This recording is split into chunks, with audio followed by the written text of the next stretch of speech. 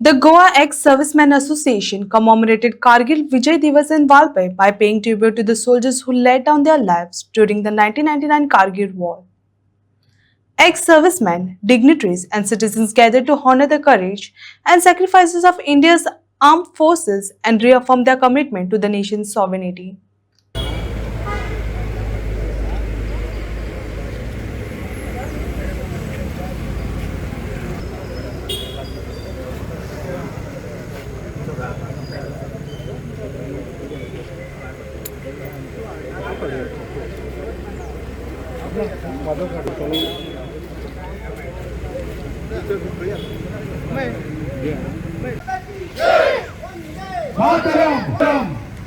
त्यांनी आपलं जे आहे हे देशासाठी समर्पित केलं, या सर्व सैनिकांना माझं नमन.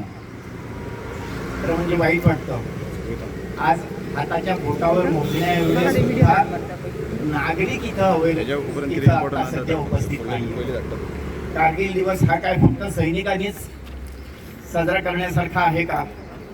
आपण सर्वजण आपण जरी कारगिलला जाऊ नाही शकलो, बॉर्डरवर जाऊन लढू शकलो नाही, तरी निदान घरात आपण चतुर्थी साजरी करतो, दिवाळी साजरी करतो, सारे सण जे घरातले आहेत ते साजरे करतो.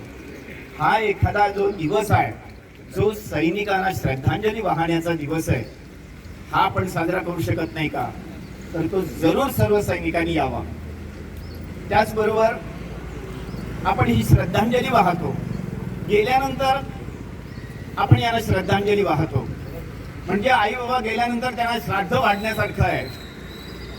हे महत्वाचं आहेच, पण जे आहेत त्यांना जो हवा तो सन्मान मिळणं हेही तेवढंच गरजेचं आहे. आणि ते आपण सर्वांनी, आपण नागरिकांनी केलं पाहिजे असं मला वाटतं. आपल्या सभोवताली हे जे स्वातंत्र्य सैनिक आहेत त्यांना हवा तो सन्मान मिळावा, त्यांना हवी ती नोकरी मिळावी, यासाठी सरकार दरबारी पण प्रयत्न झाले पाहिजेत.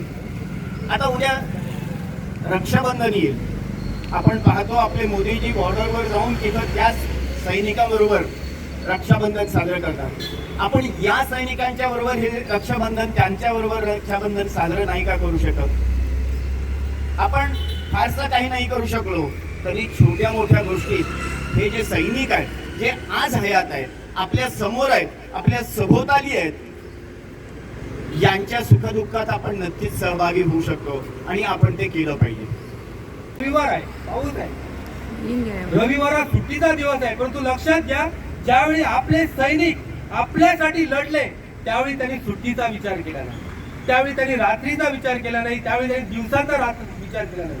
आज आपल्या सैनिकांची जी कुटुंबीय आहेत, जे सैनिक आपल्या देशासाठी हुतात्मे झाले, त्या कुटुंबियावरती अनेक प्रकारची आजही संकट आहे. आजही सैनिकांना ज्या सुविधा खऱ्या अर्थाने मिळायला पाहिजेत त्या अनेक ठिकाणी मिळत नाही आहेत. सरकारने मध्ये एक योजना काढली होती, जे रिटायर्ड सैनिक झालेले आहेत त्यांना कुठेतरी ते सरकारच्या नोकर भरतीमध्ये सामावून घेतील, अशी एक सरकारने मध्यंतरी योजना काढली होती. माझी सरकारकडे मागणी आहे की ही योजना सुटसुटीत करा, कारण अशी योजना आहे की 15 वर्षे सैनिक सीमेवरती लढतो आणि नंतर तो गावी येतो, पण गावी आल्यानंतर देखील तो सैनिक हा कधी माजी सैनिक नसतो, तो लढून आलेला असतो, तो उभा कायम असला पाहिजे, कारण तो आपल्याला महत्वाचा आहे. म्हणून सैनिकांचं सीमावरती रक्षण व्हायलाच पाहिजे, परंतु सैनिकाचं जे घर आहे, सैनिकाच्या बाकीच्या ज्या गोष्टी आहेत त्याचं देखील रक्षण होणं तेवढंच गरजेचं आहे. आणि त्यासाठी आपल्या सैनिकांसाठी जे आपले माजी सगळे सैनिक आहेत, त्या सैनिकांसाठी लागणाऱ्या योजना असतील, त्या सैनिकांसाठी लागणाऱ्या गोष्टी असतील, त्या सरकारने आज करणं खूप गरजेचं आहे आणि आवश्यकता आहे. एक लक्षात घ्या, आपला देश हा युवांचा देश आहे. 65% जनता युवा आहे या देशामध्ये. आज देशाचा युवा विचार पुढे सरत आहे, ही खूप चांगली गोष्ट आहे राष्ट्राच्या दृष्टीने. आज आपण एकमेकाला ऐकले पाहिजे, त्याचे विचार काय आहेत, माझे विचार काय आहेत, एकमेकाला आपण समजून घेतले पाहिजेत. विचार वेगवेगळे असतील, विचार वेगवेगळे आहेत म्हणजे आपण दुश्मन नाही आहोत, आपण या देशाचे नागरिक आहोत. प्रत्येक व्यक्तीला या घटनेने स्वातंत्र्य दिलेले आहे. एक आपण लक्षात घेतले पाहिजे, भारताच्या घटनेपेक्षा मोठं आपल्याला काही नाहीये. आपण या घटनेसमोर सगळेजण झुकतो. We the people of India having solemnly resolve to constitute India into social republic country. आम्ही ती प्लेज घेतो. का घेतो? ही या त्या राष्ट्रासाठी प्लेज घेतो. आपल्यासाठी सगळ्यात महत्वाचं काय आहे? आपल्यासाठी सगळ्यात महत्वाचं राष्ट्र आहे. राष्ट्रभक्ती म्हणजे केवळ लढणं नव्हे. राष्ट्रभक्ती म्हणजे केवळ भाषणं करणं नव्हे. छोट्या छोट्या गोष्टीमधून तुम्ही तुमची राष्ट्रभक्ती प्रकाशित करू शकता. छोट्या छोट्या गोष्टीमधून तुमच्यामध्ये चांगले विचार असतील, चांगले विचार लिहा. तुमच्यामध्ये चांगला सल्ला देण्याची कुवत असेल, लोकांना चांगले सल्ले द्या. हे या चांगल्या चांगल्या गोष्टींचं जे प्रगटीकरण आहे हे या युवा मनामधून व्हायला पाहिजे. ते होणं गरजेचं आहे. आपले विचार मनातून जेवढे चांगले असतील तेवढे आपण चांगले बनू. हा विचार आज या ठिकाणी आपण नेऊया. आणि हा आपला जो भारत आहे सुजलाम आणि सुफलाम आहे, परंतु तो परम वैभवापर्यंत जाणे हे आपलं सगळ्यांचं ध्येय आहे. हे आपण ध्येय लक्षात समोर ठेवूया आणि त्या दृष्टीने आपण कार्य करूया. जय हिंद, जय भारत, वंदे मातरम.